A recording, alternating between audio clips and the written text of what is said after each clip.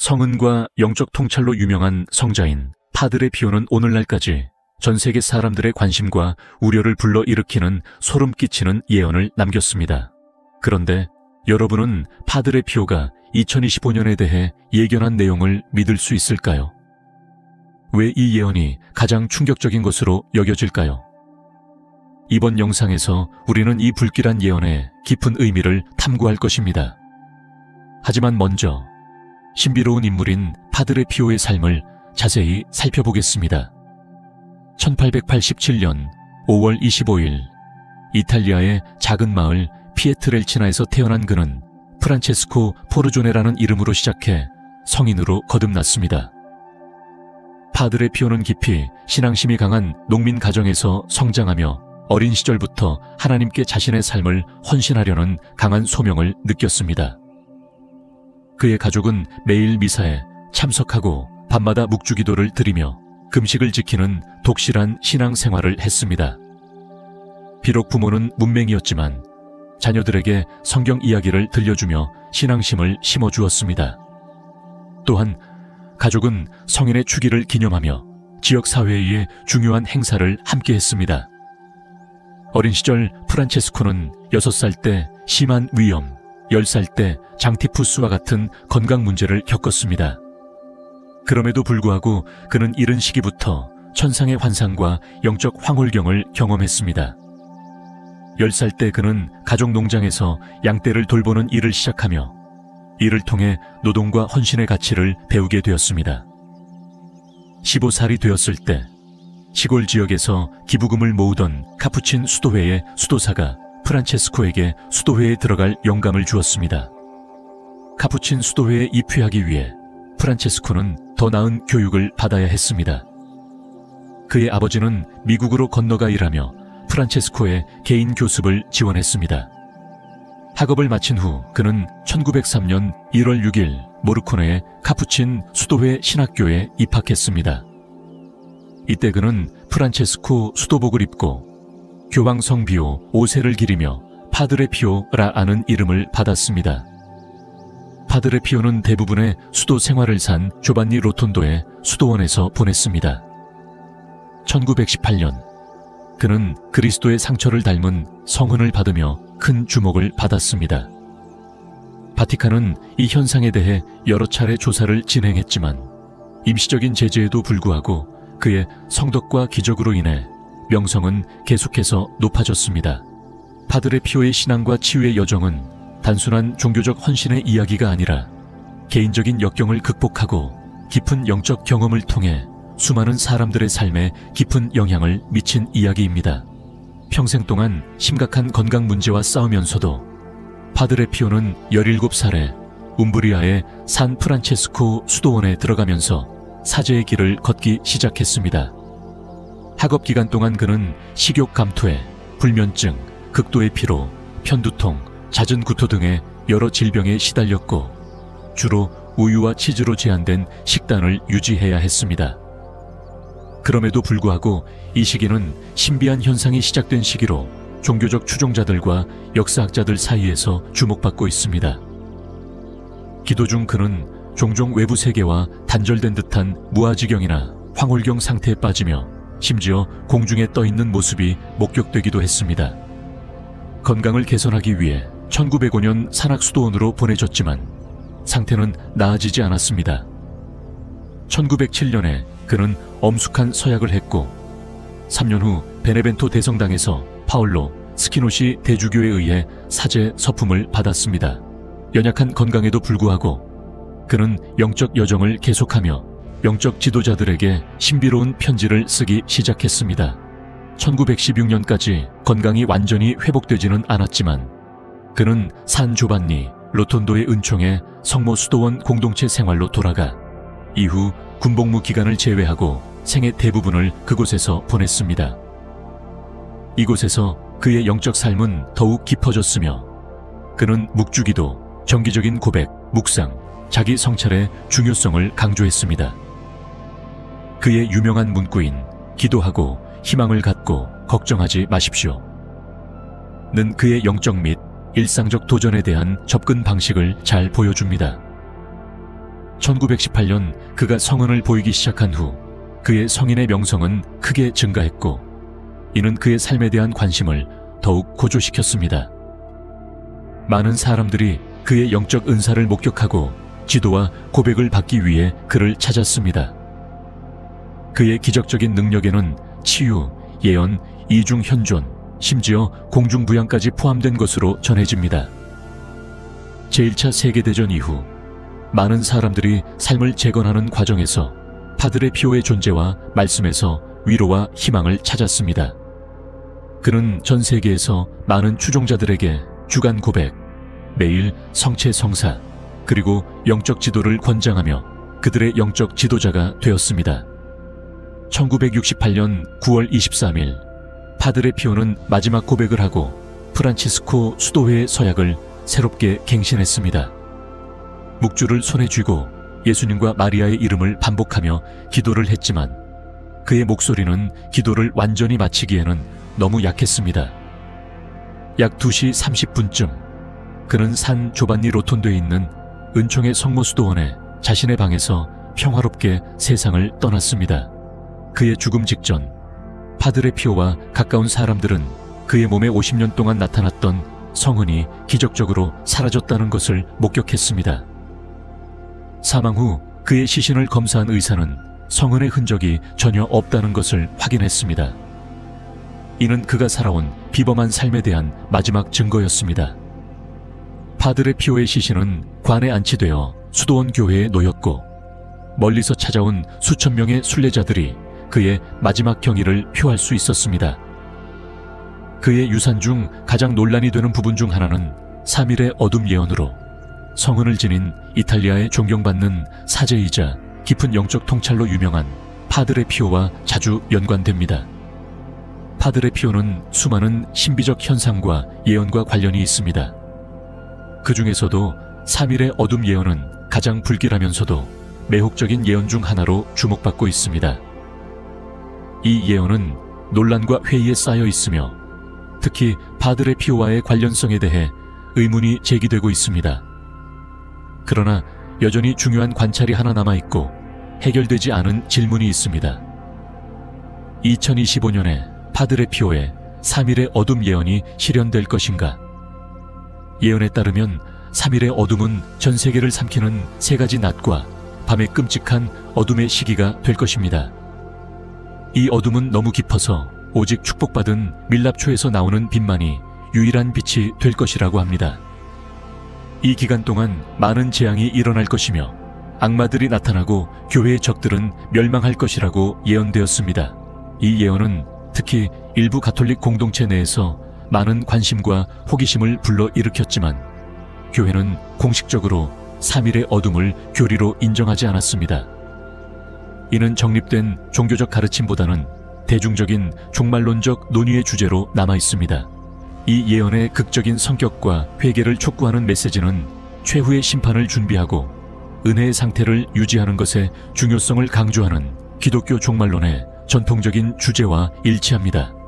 2025년에 3일간의 어둠 예언이 이루어질 것이라고 믿으십니까? 파드레 피오의 예언적인 글과 신의 심판에 대한 경고, 그리고 회개를 촉구하는 그의 메시지는 많은 신자들을 계속해서 사로잡고 있습니다. 파드레 피오와 관련된 기적 중 하나는 그가 예수 그리스도로부터 직접 받았다고 전해지는 글들입니다. 이 글들은 깊고 긴박한 어조로 쓰여진 단순한 편지가 아닙니다.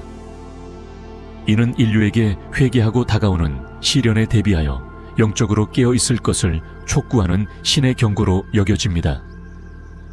예수께서 파드레 피오를 통해 전달한 이 편지는 성경의 예언에서 볼 수 있는 묵시록적 주제를 담고 있으며 큰 환난에 대해 언급하며 소돔과 고모라의 파괴와 같다고 비유하면서 임박하고 피할 수 없는 신의 심판을 경고합니다. 그 어조는 엄숙하고 긴박하며 독자들의 영적 삶에 즉각적인 변화를 촉구합니다. 파드레 피오를 통한 예수님의 메시지는 강력하고 강압적이며 그분의 깊은 사랑을 드러내고자 하는 갈망을 표현하면서도 동시에 분명한 경고를 바랍니다. 내 아들, 나는 이 시간을 오랫동안 기다려왔습니다. 내가 너에게 내 마음의 큰 사랑을 드러낼 때가 바로 이때입니다. 기도하고 나를 위해 속죄하십시오. 다른 이들도 동일하게 하도록 경고하십시오. 왜냐하면 내가 불충실한 내 백성을 방문할 시간이 다가오기 때문입니다. 그들은 내 은혜의 시간을 무시하였습니다. 이 서문은 인류의 상태와 회개의 필요성에 대해 심각하게 반성하도록 이끕니다. 이 편지는 신의 심판이 예고 없이 갑자기 찾아올 것에 대비하여 신자들이 기도를 지속하고 준비할 것을 촉구합니다. 아무도 이 심판을 피할 수 없음을 강조하며 지속적인 경계와 영적 준비의 필요성을 강조합니다. 예수님은 이렇게 말씀하십니다. 하늘의 해, 달, 별들을 지켜보십시오. 그것들이 지나치게 불안정하고 불안해 보일 때 그날이 가까운 것임을 알라. 편지에서 사용된 이미지들은 생동감 있고 마음을 울리며 영혼을 자극하고 정신을 깨우기 위해 설계되었습니다. 이 편지는 사람들이 다가오는 멸망을 전혀 인식하지 못하고 마치 큰 축제에 참석하듯 기쁨과 즐거움으로 지옥의 구렁텅이를 향해 달려갈 모습을 묘사합니다. 이 비유는 신의 경고를 무시할 때의 결과를 분명히 상기시키며 하나님의 뜻에 따라 사는 것의 중요성을 강조합니다. 예수님의 편지 속 말씀은 열심히 기도하고 속죄하며 금욕을 실천하는 것의 중요성을 강조합니다. 이러한 행동들이 중요한 이유는 그것들이 영혼의 구원과 많은 이들의 영원한 운명을 결정할 영적 전쟁과 관련이 있기 때문입니다. 편지는 다가오는 심판의 심각함을 섬뜩하게 상기시키며 끝을 맺습니다. 심판은 번개처럼 임하며 악한 자들을 자비 없이 파괴할 것이라고 경고합니다. 이 마지막 경고는 신의 정의의 힘과 하나님의 왕권이 궁극적인 현실임을 강조합니다. 이 편지들이 진정성이라고 믿는 사람들에게는 믿음을 깊게 하는 촉매제가 되어 신자들이 개인적인 성화뿐만 아니라 타인의 영적 복지를 위해서도 일할 것을 촉구합니다. 파드레 피오의 3일간의 어둠에 관한 인도는 특히 2024년에 중요한 의미를 지닙니다. 그의 메시지는 이 예언적인 사건을 준비하는 데 필요한 중요한 통찰과 준비를 제공합니다. 이 사건은 인류의 믿음과 회복력을 시험할 것이라고 전해집니다. 파드레 피오의 말씀은 이 어려운 시기를 헤쳐나가려면 어떤 예방책과 영적 실천이 필요한지를 생생하게 그려냅니다. 그의 가르침의 핵심은 집에 머무는 것의 중요성입니다. 파드레 피오는 이 기간 동안 외부 세계는 위험으로 가득 차 있으므로 모두가 집 안에 있어야 한다고 경고합니다. 이 고립은 단순히 물리적인 안전을 위한 것이 아니라 영적인 은둔의 시간, 내면을 집중하고 믿음을 강화하는 시간으로 여겨집니다. 그는 모든 집의 창문을 철저히 덮어 빛이 들어오지 않도록 하여 밖을 들여다보지 않도록 해야 한다고 권고합니다. 이는 밖에서 벌어질 일들을 목격해서는 안 된다고 믿기 때문인데 그 장면은 두려움과 잠재적인 해로움을 줄 수 있다고 경고합니다. 또한 성스러운 밀랍초를 사용하는 것이 파드레 피오의 중요한 조언 중 하나입니다. 이 초는 일반적인 초가 아니라 신의 보호를 상징하며 어둠 속에서 유일하게 사용해야 할 빛입니다. 이 초는 전통적인 종교적 의미와 함께 순수함과 그리스도의 빛을 나타내는 것으로 여겨집니다. 파드레 피오는 이 초들이 어두운 기간 동안 물리적 빛과 영적 위안을 동시에 제공할 것이라고 믿었습니다. 기도는 그의 지도에서 중심적인 역할을 하며 지속적인 기도, 특히 묵주 기도를 권장합니다. 파드레 피오는 신자들에게 영적 교제를 실천하고 영적 책을 읽으며 이 시간을 깊은 종교적 성찰과 성장을 위한 기회로 삼을 것을 권유합니다. 이러한 실천은 단지 신앙의 행위에 그치지 않고 전 세계적으로 발생할 큰 고통 속에서도 차분함과 집중을 유지하는 데 필수적입니다. 파드레 피오의 조언은 고난의 시기에 하나님께 특별히 기쁨을 드리는 속죄와 사랑의 행동을 포함합니다. 이러한 행동은 자신의 고통을 바치거나 용서를 베풀거나 다른 친절과 자선의 행위를 실천하는 것일 수 있습니다. 이러한 제스처들은 상황의 물리적 한계를 초월하고 영적 영역에 영향을 미치며 신의 뜻과 일치하는 강력한 방법으로 여겨집니다. 또한 파들에 피우는 동물을 돌보는 것의 중요성을 강조하며 어두운 시간이 시작되기 전에 동물들이 잘 보살펴지도록 하라고 권고합니다. 그 이후에는 밖으로 나가 동물을 돌보는 것이 너무 위험할 것이기 때문입니다. 이 조언은 고난의 시기 동안 모든 살아있는 존재들의 필요를 고려하는 그의 자비롭고 포괄적인 접근 방식을 보여줍니다. 파드레 피오는 또한 3일간의 어둠을 동반할 초자연적인 사건들에 대해 생생하게 묘사합니다. 그는 불타는 허리케인, 폭풍, 지진이 지구를 휩쓸 것이라고 말합니다. 이러한 묘사는 단순한 경고가 아니라 하나님의 권능을 강조하고 이 어두운 시기 동안 신의 보호가 필수적임을 강조하기 위한 것입니다. 신자들은 모든 문과 창문을 잠그고 십자가 앞에서 속죄와 기도를 실천하라고 권고받습니다. 메시지는 신뢰하고 지침을 따르는 사람들에게 신의 보호를 약속하며 끝을 맺습니다. 파드레 피오는 은총의 상태에 있고 하나님의 보호 아래에 있는 사람들은 안전을 찾을 것이라고 확신합니다. 끔찍한 사건들이 끝난 후 세상은 회복을 목격하게 될 것입니다. 천사들이 평화를 회복하고 태양은 다시 빛을 발하며 고난을 겪은 사람들은 깊은 감사함을 느낄 것입니다. 파드레 피오는 그의 편지를 통해 3일간의 어둠에 대한 생존 가이드를 제공할 뿐만 아니라 영적 회복력에 대한 청사진을 제시합니다. 그의 말씀은 신중함과 희망의 혼합으로 실용적인 준비뿐만 아니라 영적인 준비도 중요함을 강조합니다. 이 메시지들은 개인적인 계시에서 비롯된 것으로 가톨릭 교회에서 공식적으로 인정되지 않았지만 여전히 많은 사람들에게 영향을 미치며 신앙과 용기를 가지고 이런 깊은 도전에 대처할 방법에 대한 지침을 제공합니다. 3일간의 어둠에 대한 핵심 메시지는 여러 계시들에서 일관되게 전달되지만 이 기간 동안 자신을 준비하고 보호하는 방법에 대한 구체적인 지침에서는 눈에 띄는 차이점들이 존재합니다.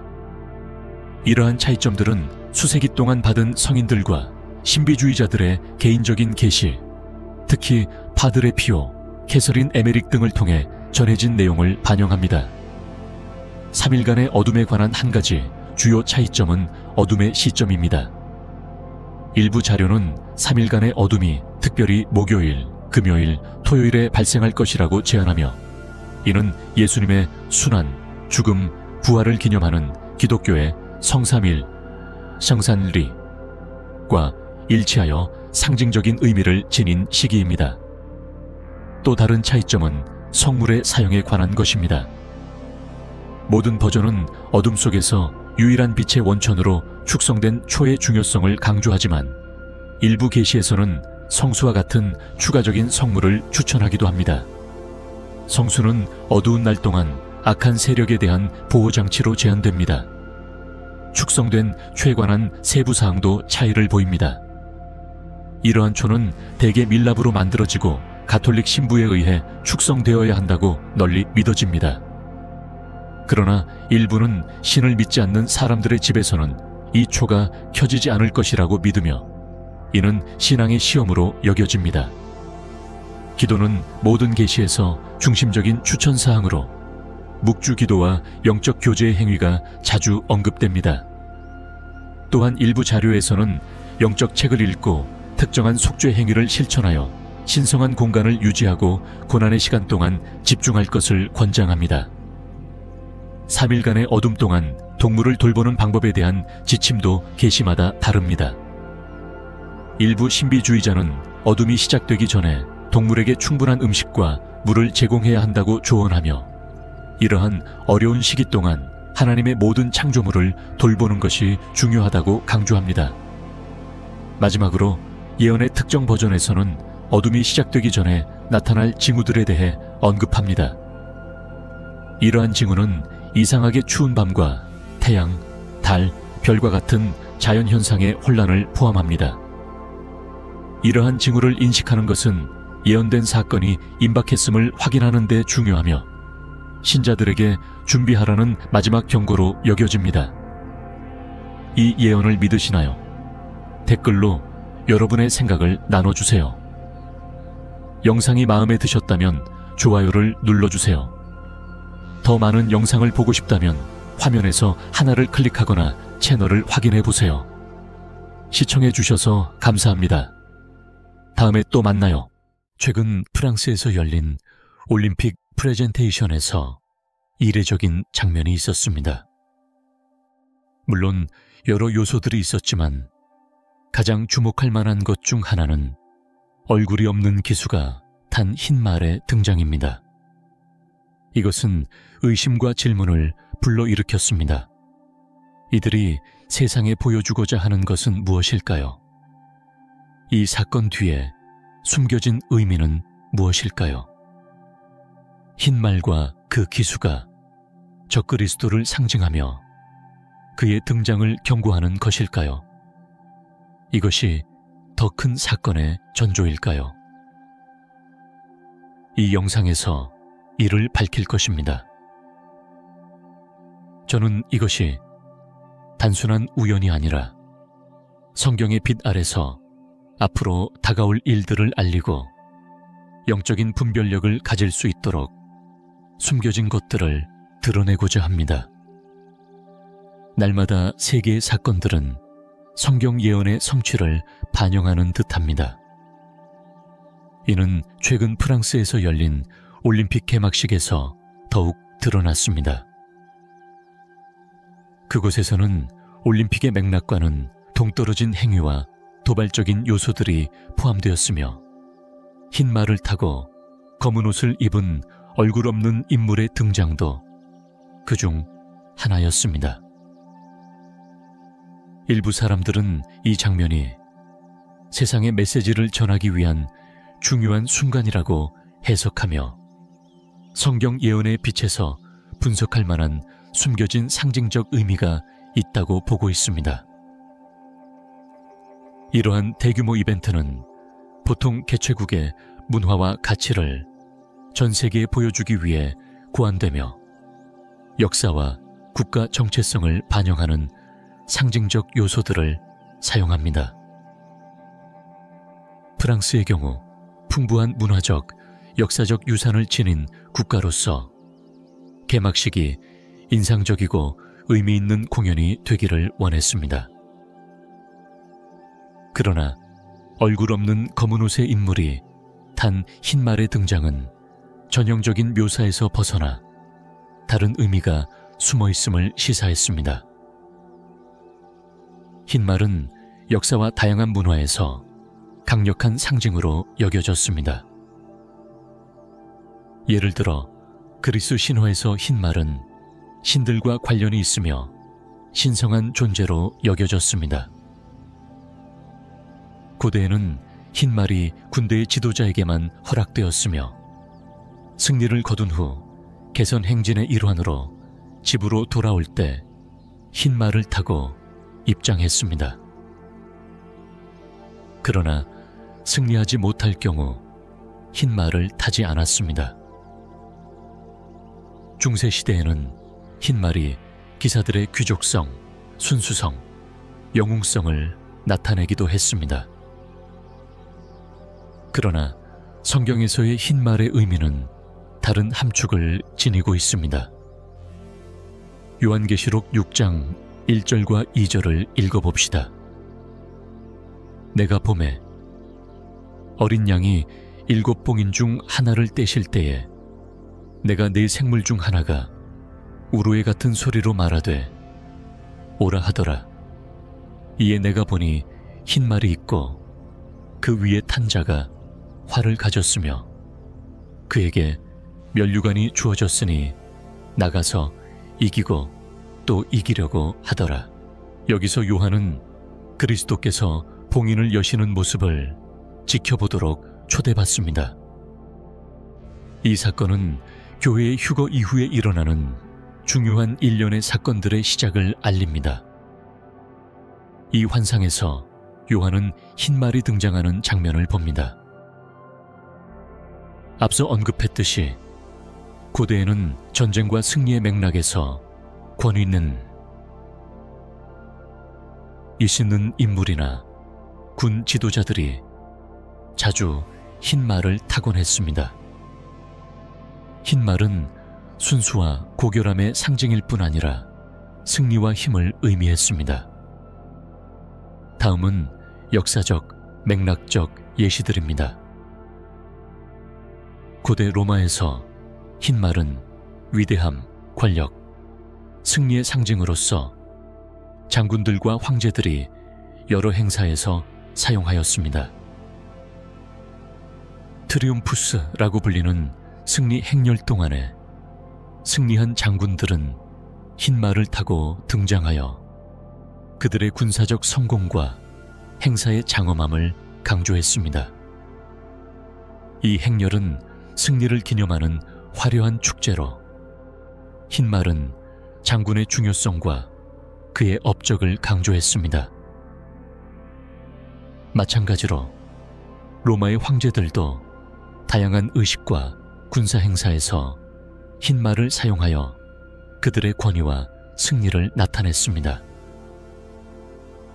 이러한 관습은 지도자들의 높은 지위를 반영할 뿐 아니라 백성과 군대 앞에서 그들의 불패성과 위험을 확립하는 데 도움이 되었습니다. 또한 알렉산더 대왕의 경우 그의 유명한 말인 부케팔로스는 비록 흰 말은 아니었지만 군 지도자가 상징적인 말과 연관될 수 있는 예시입니다. 알렉산더는 많은 정복에서 부케팔로스를 타고 다녔고 이 말은 그의 힘과 성공을 상징하게 되었습니다. 이제 요한계시록 6장의 흰 말과 그 위에 탄 자에 대한 해석에 대해 여러 의견이 있습니다. 어떤 사람들은 그 기술을 예수로 보기도 하지만 본문의 맥락에서 예수님께서는 천국에서 봉인을 여시는 분이시므로 같은 인물일 수 없습니다. 이 장면은 요한계시록 19장에서 정복자로서 등장하는 그리스도와 혼동해서는 안 됩니다. 예수님이 오시기 전에 또 다른 이가 메시아인 것처럼 나타날 것입니다. 그러나 그는 진정한 메시아가 아닌 바로 적그리스도입니다. 백마를 탄 첫 번째 기수가 적그리스도라는 견해는 본문의 요구를 더 완전히 만족시키는 것으로 보입니다. 요한계시록 19장에서 언급된 것처럼 그리스도께서 백마를 타고 돌아오실 때는 천년왕국이 뒤따르게 됩니다. 하지만 6장에 등장하는 첫 번째 기수는 예수 그리스도의 통치 아래 평화의 천년왕국이 아닌 대환난의 시기를 시작합니다. 우리는 이 기수가 다니엘서 7장에서 언급된 작은 뿔이며 요한계시록 13장에 나오는 죄의 사람이자 짐승으로 식별된 자, 복원된 로마, 제국의 지배자가 될 마지막 세계 독재자라고 믿습니다. 그는 세계 평화를 약속하며 권력을 잡겠지만 그의 독재 하에서 세계는 진정한 평화를 누리지 못할 것입니다. 그리고 그 위에 탄 자가 활을 가졌습니다. 화살 없이 활만 들고 있다는 것은 해석과 분석의 대상이 되어왔습니다. 구약에서는 활이 전쟁에서 심판의 상징으로 자주 등장하지만 여기서는 화살이 없다는 점이 평화로운 정복을 암시하며 적그리스도가 악당이나 음침하거나 혐오스러운 인물로 나타나지 않을 것임을 보여줍니다. 우리는 사탄이 빛의 천사로 가장하며 자신을 속이는 천사들을 거느리고 있다고 말했습니다. 이들은 보통 뿔과 꼬리가 달린 흉측한 악마와는 다릅니다. 적그리스도는 카리스마 있고 매력적이며 매혹적인 인물로 등장해 역사상 유례 없는 강력한 설득력으로 세계를 매료시킬 것입니다. 이러한 특징들을 언급하는 이유는 예수 그리스도께서 지상에 오셨을 때 사람들은, 그 주변에 있던 이들은 그 안에서 특별히 끌리는 매력을 보지 못했기 때문이며 오늘날에도 마찬가지입니다. 그러나 전 세계, 즉 모든 나라가 이 매력적인 인물을 받아들이게 될 것이며 그가 결국 적그리스도로 드러날 것입니다. 물론 그가 적그리스도라는 이름을 가질 것은 아니며 자신의 이름으로 등장할 것입니다. 그는 탁월한 능력과 지성을 가지고 나타나 세계의 가장 유명한 기관들, 정부와 정치단체들, 과학자들, 사상가들까지 모두가 만장일치로 그를 세계의 구세주로 찬양할 것입니다. 적그리스도가 권력을 잡게 되면 그는 평화를 말할 것이고 세상은 전례 없는 새로운 희망의 시대, 평화, 번영, 통합, 그리고 모두에게 정의가 주어지는 시대에 들어섰다고 믿게 될 것입니다. 이는 천년왕국에 대한 묘사와 유사하게 들릴 것입니다. 하지만 그가 구세주나 그리스도처럼 보이는 인물 아래 펼쳐진 거짓과 기만 속에서 인류는 대환난의 시기로 들어가게 될 것입니다. 대환난은 양처럼 보이지만 교묘하게 위장된 늑대인 적그리스도의 등장으로 시작될 것입니다. 평화의 약속은 세상이 믿게 될 거대한 거짓말이 될 것입니다. 다니엘서 9장 27절을 읽어보겠습니다.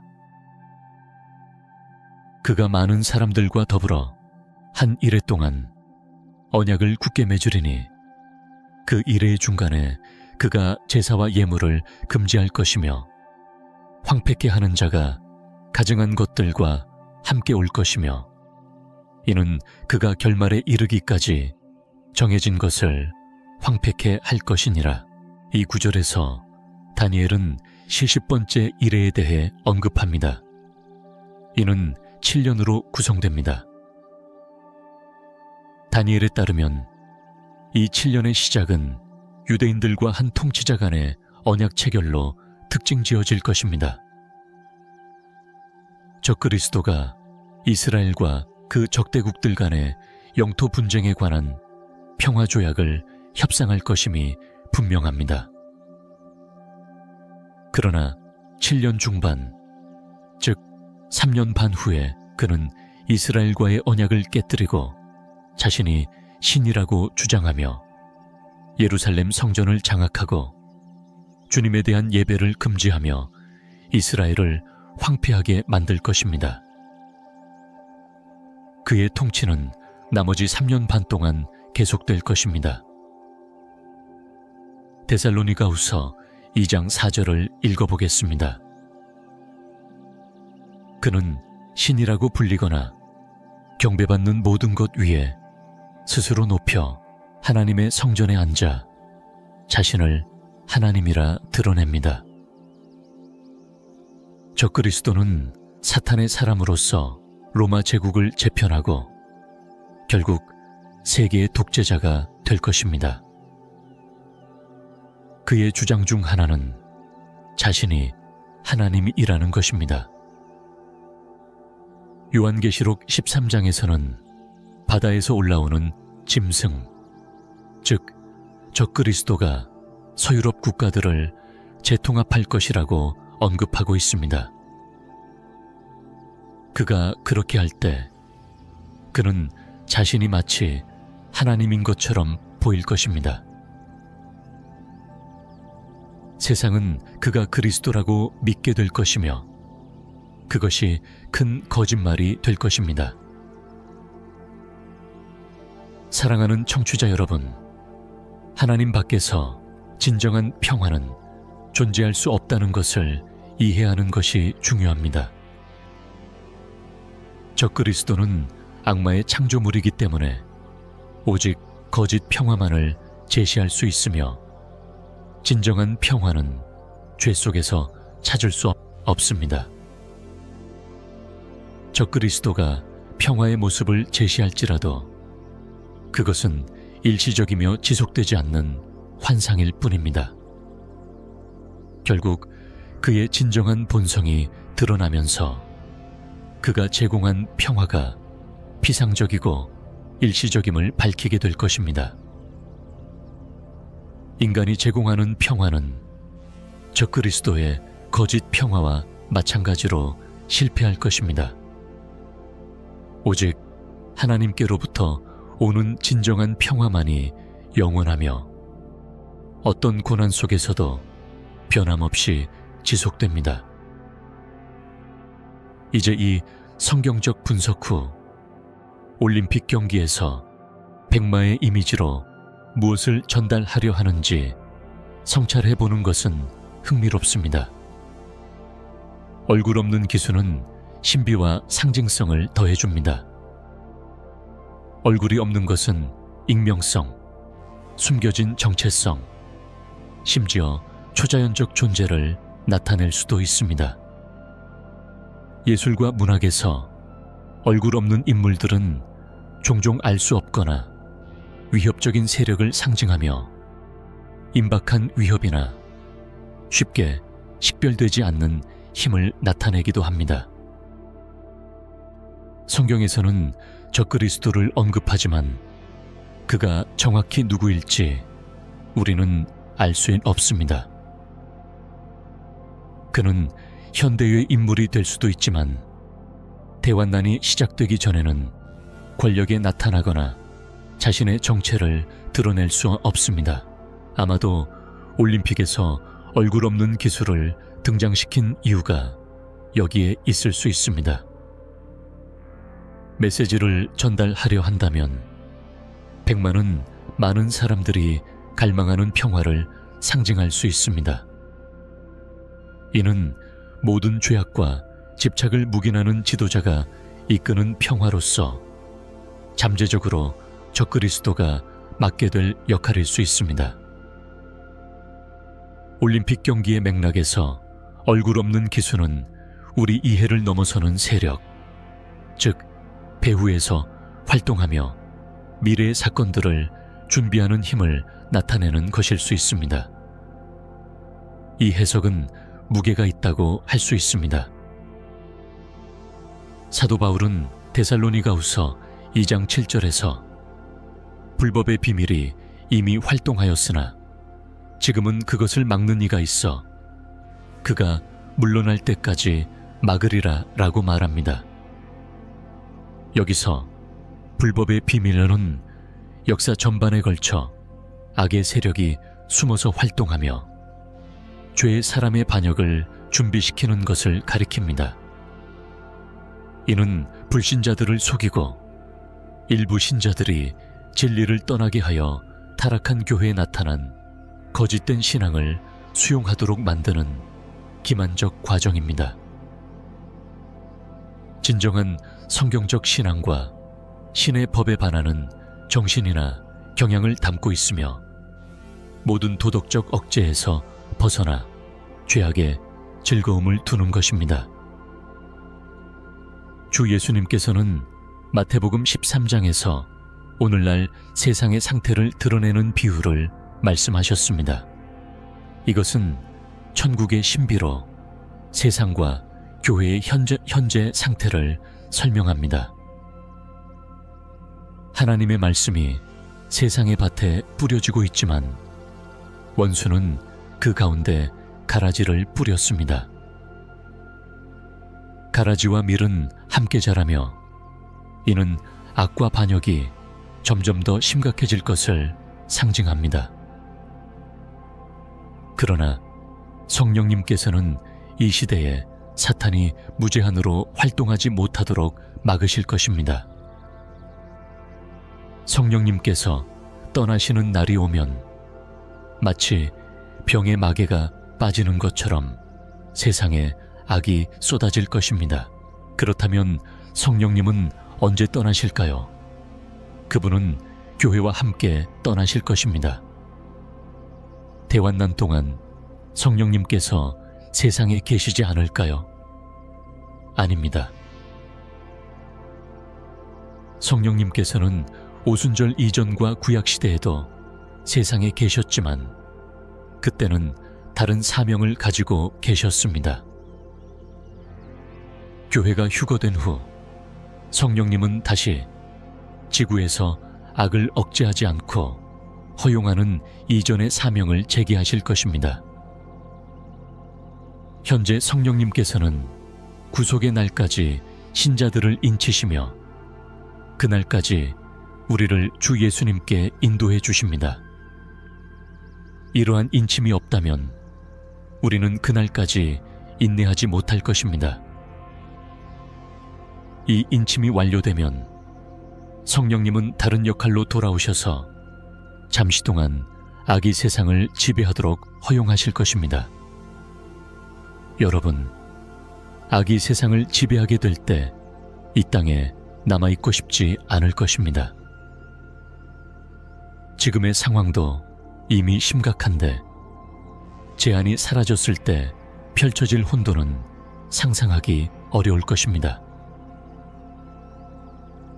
사랑하는 청취자 여러분, 우리가 보고 있는 모든 것이 적그리스도의 등장에 대비하기 위한 준비일 수 있다는 사실을 인식하는 것이 중요합니다. 현재의 사건과 상징들은 그의 도래를 준비하는 신호일 수 있으며 새로운 시대의 영향력과 권력을 암시하고 있습니다. 성경적 관점에서 볼 때 백마와 얼굴 없는 기수의 조합은 미래에 대한 경고로 해석될 수 있습니다. 올림픽 개막식과 같은 행사들이 엘리트나 강력한 그룹에 의해 숨겨진 메시지를 전달하고 대중을 미래의 사건에 대비시키는데 사용될 수 있다는 것은 분명합니다. 대규모 행사에서 보여지는 상징들은 단순한 장식이 아니라 의도된 의미를 담고 있습니다. 이러한 측면들을 분석한 후 프랑스에서 열린 올림픽 개막식에 등장한 백마와 얼굴 없는 기수는 상징과 잠재적인 숨겨진 의미로 가득 차 있다는 결론에 도달했습니다. 이 행위는 앞으로 다가올 변화와 도전에 대한 경고로 볼 수 있습니다. 마무리하기 전에 여러분께서도 이러한 예언의 시대에 믿음을 굳게 지키시기를 권면드립니다. 이 분석이 유익하셨다면 이 영상을 친구나 가족과 공유하여 그들도 이러한 문제를 함께 성찰할 수 있도록 도와주시기 바랍니다.